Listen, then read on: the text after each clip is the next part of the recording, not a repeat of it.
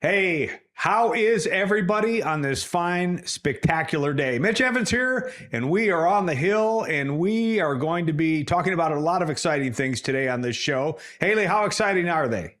Pretty exciting. Yep. Haley's nodding in the background there. So we've got some questions we want to ask Val Winchester. We're going to talk to Chat GPT to see what they think about this subject here in just a little bit. But more importantly, we've talked about it a couple of times on this show that we've seen a lot of new activity in the logistics space in the transportation environment.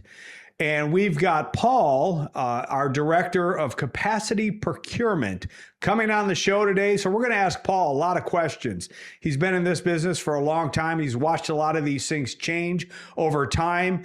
And we're going to talk about the good, bad, and the indifferent, all things in logistics as we deal with the new environment based on the most recent Supreme Court case decision. We're going to talk to Paul about that. So, hey, do me a favor. Don't click skip. Come on back. Join me on the hill, and we'll talk to you in a second. Hey, welcome back. Mitch Evans here, and we're on the hill. And right across from me, I've got a really talented fella from HBL, which is Hillbros Logistics. And this guy's been around the block a time or two. Paul, welcome to the hill. Well, Mitch, I appreciate it. Thank you for having me. Let's get this party started. All right. So we got to get this part right out of the way. So a little, conversation happened to happen right before we got started, and it turns out that Paul is a Chicago native. Yes, sir. How long did you live in Chicago? Pretty much my whole life. All right. Other than the last, so pretty much grew up there with a stop or two in the suburbs, and then spent the last 8 years in Texas, 1 year Dallas, 7 years in Austin. Went back for a few months back to Chicago before moving to the great state of Nebraska, Omaha, in January. All right. Well, welcome to the good life, as they say. At least that's what's on the sign when you pull in. But let's get serious for a second here, Paul. You probably hate the Bears and the Blackhawks and the Bulls and the Sox. I don't know how you might feel about the Cubs. All right. So the complete opposite of that. I absolutely hate the Cubs. Cubs and Packers. Can't stand them. Teams like Detroit Lions are really irrelevant, haven't really been a problem for the last 50 years. Diehard Bears fan, diehard Bulls fan, diehard first place White Sox fan. All right. I'm a Detroit native. So thank you for Ben Johnson. Yeah, I hope you guys, you're welcome. I hope you guys had fun watching us in the playoffs. Yeah. Ben Johnson was the offensive coordinator when Detroit had one of their best years ever. Very next year, the Bears pick him up, and he takes them to the division title. Yeah, yes. So hopefully this Valentine's Day, you're going to be watching the Bears in Los Angeles on playing in the Super Bowl. Fingers crossed. But before we move on to some questions and topics in the transportation space, Paul, let me just say this really quick. Go Wings, go Lions, go Tigers, go Pistons. All right, so let's transition now to some transportation questions, shall we? You've been in this business for how long, Paul? 12 years. All right, 12 years. So you've seen the industry change and develop as we went through COVID. We went through the expansion where everybody under the sun jumped into the space, and then we saw the crash, and et cetera, et cetera. Walk me through, what was it like to be in the logistics field when we went through? I mean, there's always roller coasters in our industry, but the peaks and the valleys of the last decade have been extraordinary. What was your experience during that time? Well, it's pretty cyclical. I think everybody knows that. I mean, even when I got into the industry at my first employer, when I got there, we were moving about 1,800, 2,000 loads a day. And then a year after that, at least at that point, we entered the slowest market probably in the industry at that point, where we were actually down to 150, 200 on a good day loads on the open board. And then the regular cycle kind of played itself out, and then you had COVID happen. I remember April 2020, it was pretty much dead. Everything was completely shut down. And then 2, 3 weeks later, May 2020, just buckle up. Let's get ready to party. And then Yeah. just the craziest market, probably up until now. I think, there's a good argument to be made one way or another, which market is crazier, whether it's the COVID market and the current market that we're in. So it's never boring, always fun. And you always got to keep your head on a swivel and be ready to kind of just pivot with whatever the market is. Okay. Well, for some people are probably listening and they know what trucking is, right? The physical assets moving the freight. For somebody who might be a little curious, how does logistics fit into the transportation environment? What exactly are you all doing? Well, I think the first thing I learned in training that pretty much everything in whichever room you're in has been on a truck at one point or another. So what we do, so there's, for the people that don't know the industry or what a brokerage 3PL is, there's basically two kinds. There is a cradle to the grave model where the customer side is also the carrier side. So these sales reps, they get the customers and they got to find the trucks and the carriers to move the freight that they're getting. And what we do at HBL, we're a split model or a Chicago model. Unfortunately, they don't have a Detroit model. So we are under the split model. Nice job there, slipping that in. That was good. All right. Yeah. So Chicago model. Go ahead. So we're under the split model, Chicago model, which is basically separates the two sides. So we have a customer side that finds the freight. I mean, just pretty much think about any customer, right? Coca-Cola, Pepsi, your food shippers, any metals, literally pretty much anything that could go on a truck. And when I mean truck, typically it's a 53-foot semi truck. So they find a freight, and then what I do on our side is the carrier side or the capacity side. Then internally, we find carriers and we treat truck companies, whether it's an owner operator, which is one solo man or woman, one person with their own truck, or we find the carriers that could get up to the thousands of, however many trucks they have, and we just find those carriers and truck companies to move our internal freight.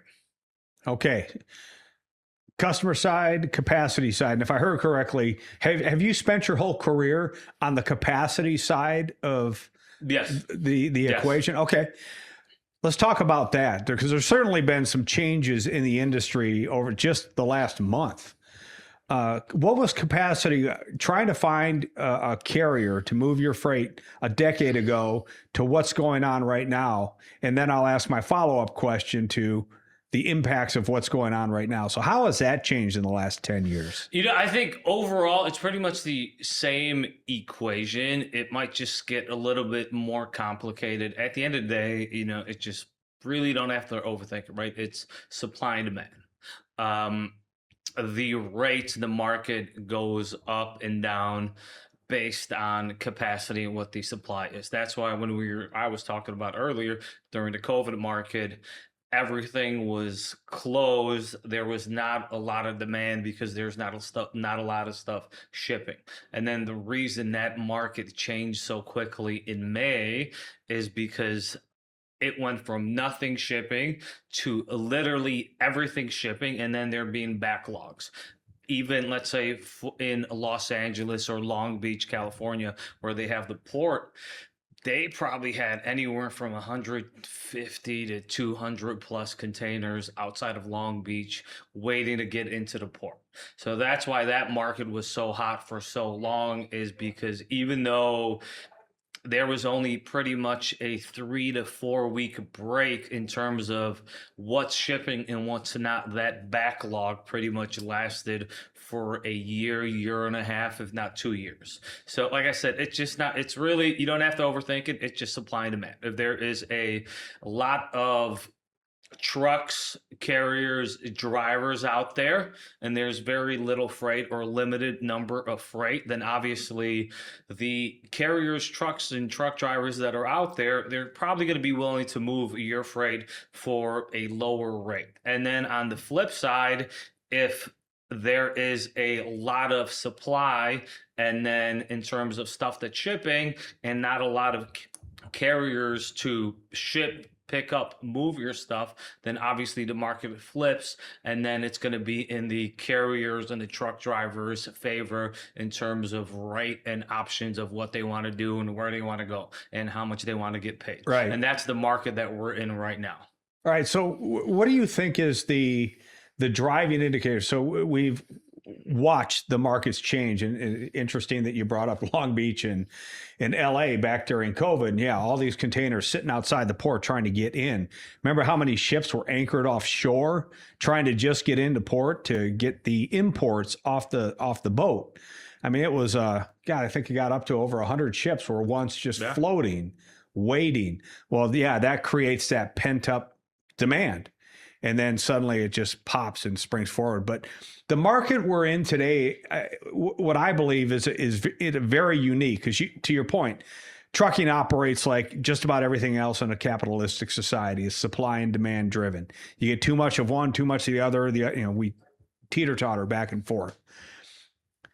Usually when we go into an up market, it's because there's greater demand and supply now has to try to catch up. Do you think that's what's happening?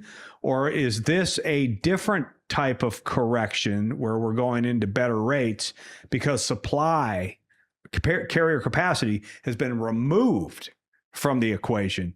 So it's not that demand, the consumer demand's gone up, which then capacity follows. It's demand has stayed flat, but we have sucked capacity out of the supply side, capacity side.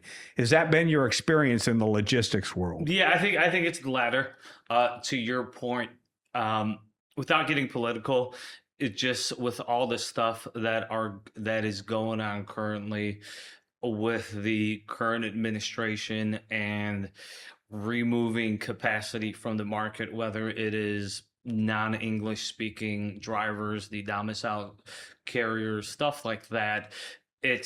That is taking away capacity from the market, and that's why it shifted. With that said, I think it's potentially going to last a little bit just because it takes a while to get a properly trained driver it is, one of the first things I learned is the low barriers of entry to get into the industry. Mm-hmm. At least when I was back home in Chicago, it would probably cost you $250 from the Secretary of State to open up a truck company. Then you just have to, pay whatever, you got to do, get your insurance, get trucks, find drivers, right? And then that's why there's such a low barrier of entry where there's a lot of people, even from other countries, coming in. Like if there's good money, everybody tells their friends, cousins, sisters, aunts, uncles, neighbors, like, hey man, look how much money I'm making. I mean, shoot, during COVID, I had some carriers that told me some of their drivers were making $200,000 to $300,000 a year. So it's the market, the industry is crazy. It's not very complicated, but it's honest work, and it has the potential, whether it's on the brokerage side or on the carrier side, to be very lucrative if you're willing to work hard. Yeah, and that's been my experience. That I started off in this industry as a driver, my own company, got into it, talked to a lot of brokerages over the years as I was moving through, and then the Great Recession hit in 2008, and that was it. Supply or demand just crashed, and that was it. I was one of those small carriers that couldn't survive, had to put it into bankruptcy and move on.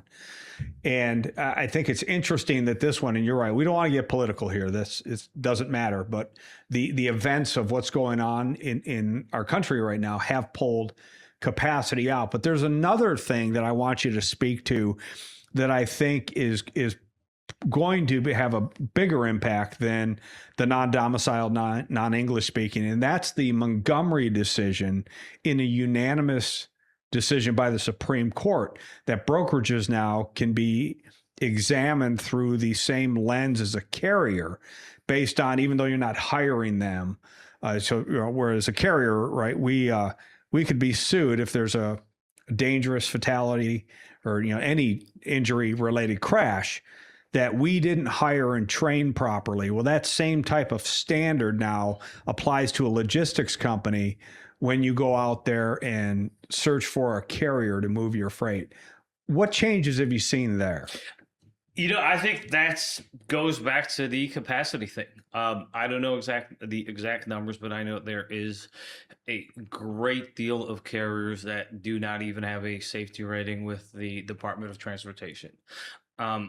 I think that ruling put a lot more liability on brokers, and obviously brokers have to be a lot more careful and very selective in terms of which carriers they're going to hire to move their freight.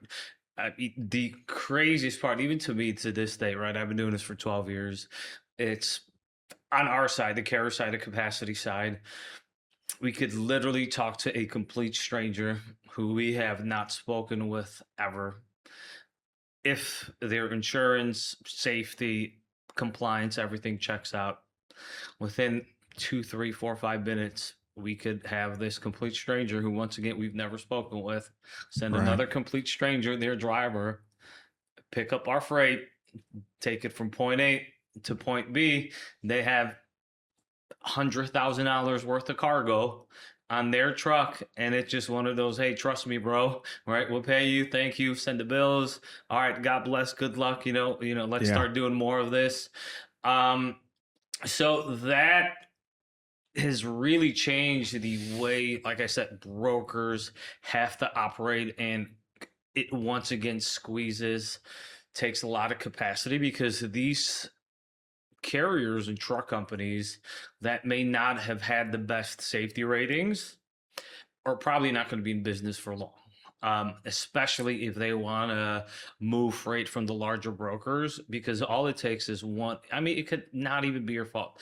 I've had people hauling my loads before that have unfortunately been in accidents that resulted in fatalities, right? Could be just someone else completely, let's say drunk driver runs a red light, but now that broker, the driver, everybody is potentially liable. I think in addition to that, you have to be a lot more strategic in the freight that you haul and how you haul it. One of the infamous phrases in our industry is strong solo drivers, right? Drivers, there's hours of service regulations, but there's some drivers that, hey, strong solo. Typically, a driver could legally drive 500 to 600 miles a day. But there are those strong solo drivers, carriers that think outside the box with even though they have ELDs with their hours of service. You have one guy that could potentially make 1,000 miles in one day. Or let's say there's that gray area of, let's say, 700 to 800 miles, which brokers, customers respectfully don't care how stuff gets there. Hey, I have this, pick it up here. I need this delivered on this day.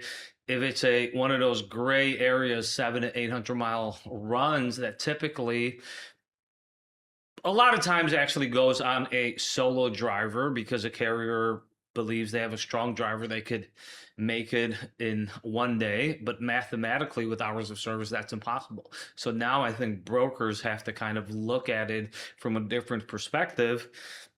Do you now quote things different? Do you tell your customer that because you have this load that typically for the last 30, 40, 50 years has been a next day transit, pickup and delivery, now are you going to have to completely quote this differently because we're going to be liable, right? Instead of being able to put whichever driver that could pick up on Monday, deliver on Tuesday on this load, now do you actually have to put a team on there because God forbid something happens, the liability is going to fall back on a broker. Right. And teams come at a premium, absolutely. I suppose. Yeah. What is this? So is you have had to kind of like absorb that type of thinking into HBL. What's that done to your team as you try to coach them? And you have how many capacity coordinators on your team, Paul? Currently, we have 8. 8. So you have 8 people that are now trying to go out there and source this freight to a carrier, and now they have to be thinking about these things. Wait a minute. What's their safety rating? What's that doing to the team? And how do you keep them positive that, hey, this really is a good thing for all of us? All it is we've got to change the way that we talk to our customers, the way we talk to our carriers, and the things that we look at. Have you seen them embrace that? And if they've struggled, right, because some capacity has been removed from the market, so now they might have to make 5, 6 extra calls to find somebody. How's the team doing? Because I got to believe that what's going on at HBL or out here at HBL Bulk is happening to a lot of different logistics companies. Employees are trying to adapt to a brand new world. What are you seeing? I think you just have to be more strategic and selective with who you put on what loads. I have a saying that not every load is for every carrier, but there's a carrier for every single load. And I know from the time that I spent on the sales floor when I was a carrier rep, you gotta kind of just be more selective, and it just depends how much work you're willing to put into it, right? Are you willing to make 1, 2, 3, 4, 5 calls, take the first, second, third option that you get, or do you actually want to put in the work to find someone that's potentially going to give you a better service and also a better rate? But also the other side of that is service has a premium, right? And a lot of carriers, to me, this is always one of the funniest parts when I was sourcing and I'd talk to carriers or dispatchers and like, oh, hey, we'll pick this up and deliver in the sun time. I was like, well, no shit, like, right? That's the whole point. Yeah, that's our right? job, right? I was like, A to B, on time and safe. Yeah, that's right? it. I was like, what are you going to tell me next? You're going to get a driver with a CDL and make sure that he picks it up.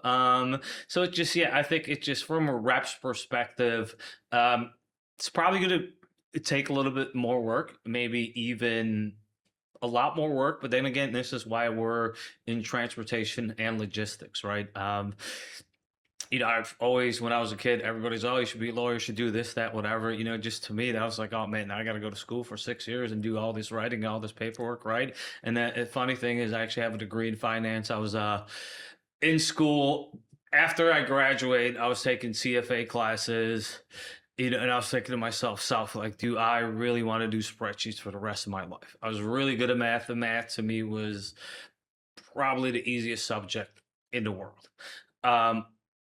But after having that conversation with myself, I was like, you know what? As much as I like doing spreadsheets and doing math, I think I'm a lot better at talking shit, and I feel like I find that part, that a little bit more enjoyable than figuring out which Excel formula I got to do next. Now, I don't know. Haley, did you hear it? Did you hear the Chicago accent come out of Paul when he said, I'm pretty good about talking shit? Yep. That was the Chicago in you coming out. So if you've ever, Chicago is a beautiful town. Greatest city in the world. Great. I mean, just don't ask me if you really want to hear the Chicago accent. I'll drop a few sausages on you. There it is. There we go.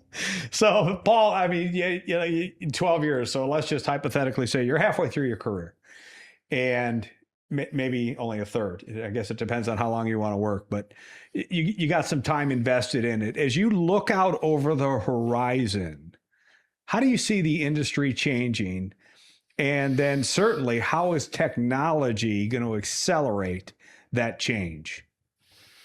I think that's the great unknown. I think as much as the industry is going to change, it's still going to stay the same.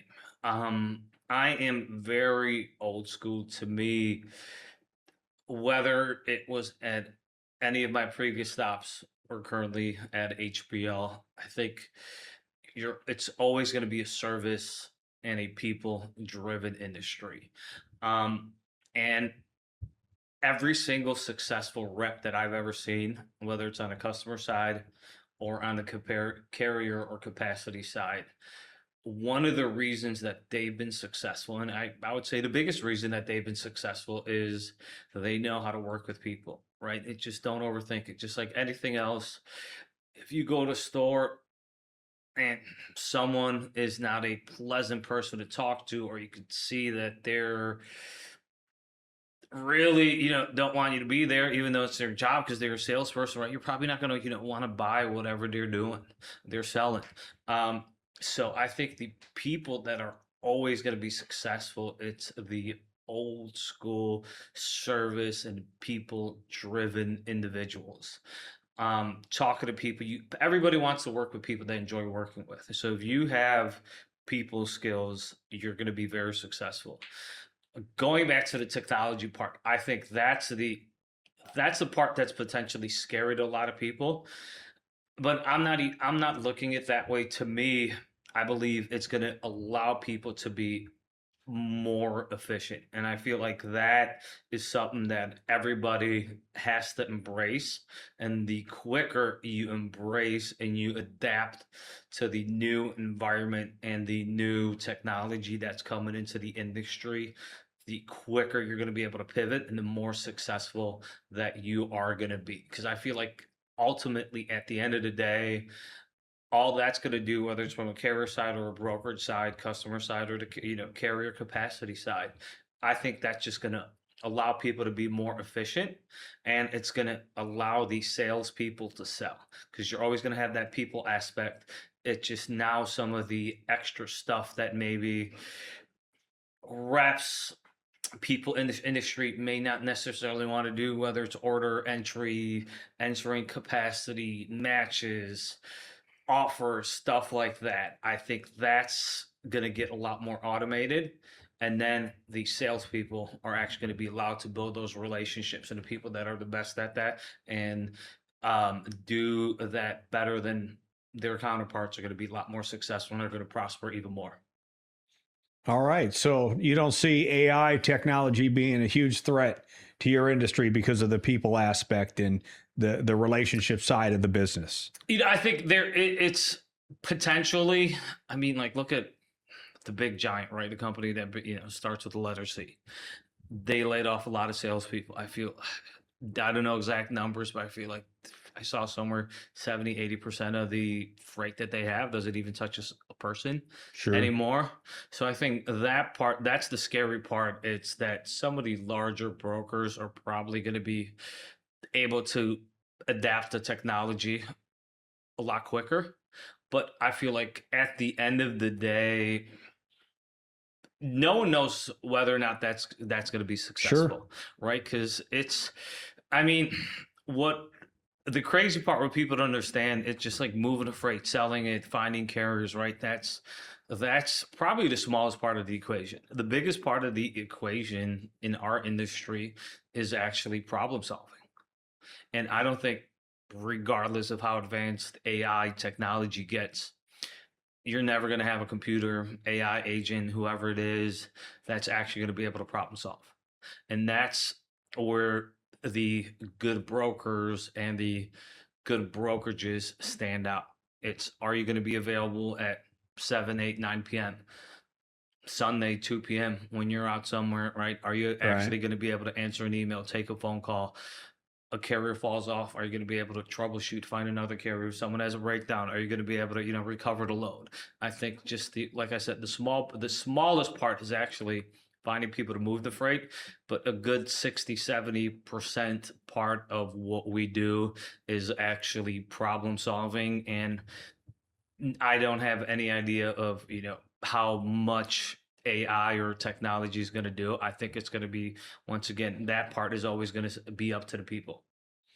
Well, and yeah, I think to some degree, right? Having grown up in Detroit and Chicago back in the day, had a lot of heavy industry too. I mean, just down the lakefront was Gary, Indiana, where most of the U.S. Home is Michael steel. Jackson. Yeah. The Jackson family was Gary, Indiana, as were tens of thousands of families tied to steel and other heavy industries. Well, look what robotics did to a lot of those places. So what used to take 1,000 people to build now takes one, because all they got to do is put some oil on robotic arm. And so we know that technology, creative destruction, as the economists like to call it, is always playing a hand in everything we do. So it'll be interesting to watch how AI really gets into the logistics space. Well, Paul, it's been a lot of fun. So here's what I want to do. I'm going to give you a last chance. What else is, as people are looking on and listening to your insights, what else do you want them to know? Oh, that's a good question. I mean, industry related, outside of the industry, you can't just give me a blank canvas. Let's give you one in the industry, and then just one. Wow, I never would have guessed that about Paul. All right, I guess industry related. I think I will gear this towards people that want to get into the industry. Industry changed my life. I know it changed a lot of other people's lives. If you're young and you're looking for something that is fun and there's never going to be a dull moment and you could potentially make a incredible amount of money, I think you have to look into getting logistics. Like I said, you're never going to be bored. You're going to have to work hard, but I mean, just like, the old cliche, right?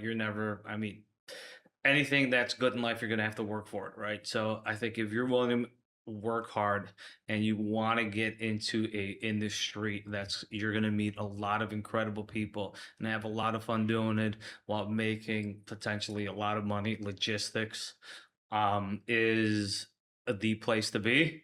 And if you're in the Omaha, Nebraska area and you're looking to work and you're looking to get into work, please reach out to me. We're hiring. We're looking for young, hungry freight brokers that want to join the team. And I guess just outside of work, I guess I'll bring it back to like the Chicago stuff. I think I already told you, right? Valentine's Day, enjoy watching the Bears in the Super Bowl. White Sox, first place. Fully expects us to win the Central. God knows what's going to happen after that. But just something about me. I'm an absolutely horrible golfer, but I love and I am absolutely obsessed with golf. So if you have any golf tips that you could give me, feel free to reach out. I'm always willing to take it, and I'm always willing to listen. Hey, if you're watching, you want to drop a comment, give Paul some tips. Now, Paul, is it true that as a teenager, you were in a boy band? No. No. I can't. Hey, man, I think we gotta check our sources. I can't dance. I can't sing. I can't rap. I am. Funny thing is, I think in 5th grade, wanted to try out for the band, and we were doing like the instruments, and I was like, cool. I'm going to be a drummer, right? So the music teacher did his little do, and he's like, I had to follow along. So he gave me like 2 chances, and he just looked at me. He's like, kid, just stick to basketball. Well, yeah, I think we all have stories like that. Mine was, and it's funny, right? Our 2 of our leaders in our logistics space are baseball players. Back in the day, they played a lot of ball, very good at it, apparently.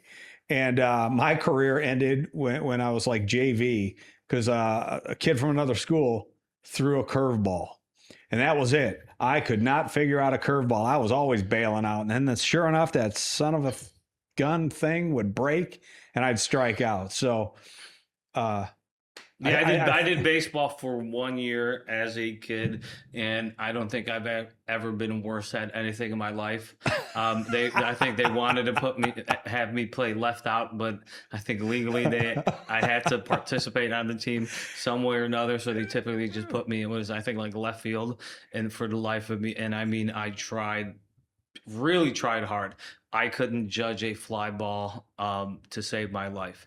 Every single fly ball, I would just automatically run forward, and I'm like, oh shit, I got to run 20 feet backwards. And then by that time, kid had a double, triple inside the park home run. So I got the hint real quickly. Like, love baseball, watch a lot of baseball, right? But it just, I knew quickly I'm not going to the majors. We all find our paths, and here we are somehow, because couldn't judge a fly ball, couldn't hit a curveball, we're in transportation. Absolutely. So yeah, the things work out. It's not much, but it's honest work, right? Yeah, absolutely. Paul, I want to say thank you so much. Well, It's Mitch, been a lot thank of you fun. for having me. It's your insights into what goes on in our industry are, just second to none. And so I again say thank you so much for joining us right here on the Hill. Hey, do me a favor, don't hit skip. Come on back and we'll talk about next week.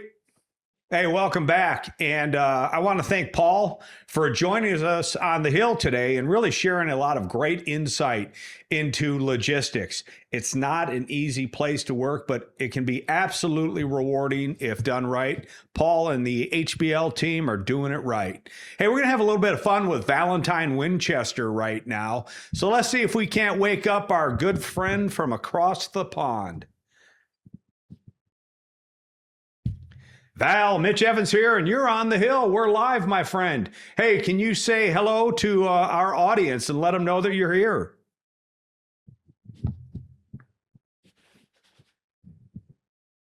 Hello, Hill Bros Nation. Valentine Winchester here, live on the Hill. I'm excited to be with you, and I'm ready to dive into whatever Mitch throws my way. All right, well, let's get started, Val. Hey, I got my first question, and we're going to keep it along the lines of trucking.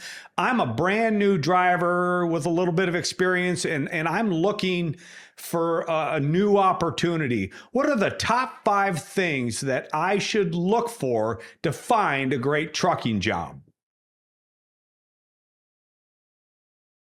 First, look for a company with a solid safety record. Second, check the pay and benefits. They should be competitive. Third, consider the home time. Does it match your lifestyle needs? Fourth, look at the equipment quality. Well-maintained trucks matter. And fifth, check the company's reputation. Happy drivers are a good sign. That's great advice, Val. So, hey, drivers out there, if you're new, or hell, even if you're not new, you're just looking for a new opportunity, those things really do matter. So let's talk for a second about what does that mean for Hill Brothers? Well, one, we got really great equipment. Our trucks are 2023 or newer. We are always refreshing our fleet. We get you home a lot. Nobody at Hill Brothers is out there for 3-4 weeks. A third of our drivers are home every day. Another third of our drivers are home every week. And then we have dedicated accounts where they're home every week or every night. So if you're looking for great home time, Hill Brothers is the place to be. What about pay and benefits? Heck yeah, we're competitive. Here's the honest to God truth. You gotta be. You gotta be competitive. Check out hillbros.com and look at those pay packages. And then, yeah, reputation. We are only several months away from 50 years in business. The Hill Brothers know how to truck. They're still in the trenches with us every day. No ivory towers at Hill Bros. So check us out. And let us know what you think. I'd love to hear from you. And I know our recruiting team would really love to hear from you.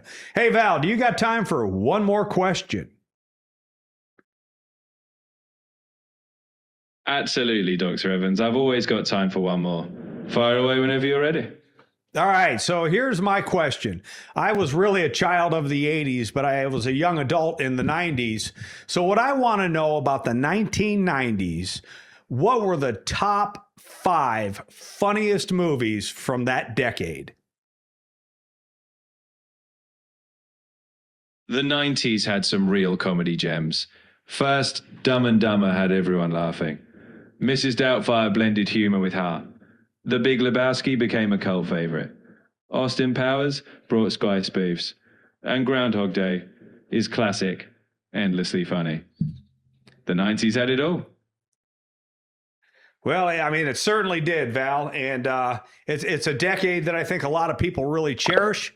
And if you're from that generation, heck yeah, those movies really made me laugh. I'm guessing they made you laugh too. Hey, great show. We're going to wrap it up here right after this. Val, thanks for joining me today. Appreciate your insight. We'll be right back. Don't hit skip. Wow. I mean, hey, Haley, correct me if I'm wrong here, right? But what a great conversation we had with Paul. You talk about a guy that really understands the logistics environment. You know, how do you go out there and find a really good trucking carrier partner? Paul really kind of led us down that path and helped us really understand that environment. So again, I just want to say to Paul, thank you for joining me here on the Hill.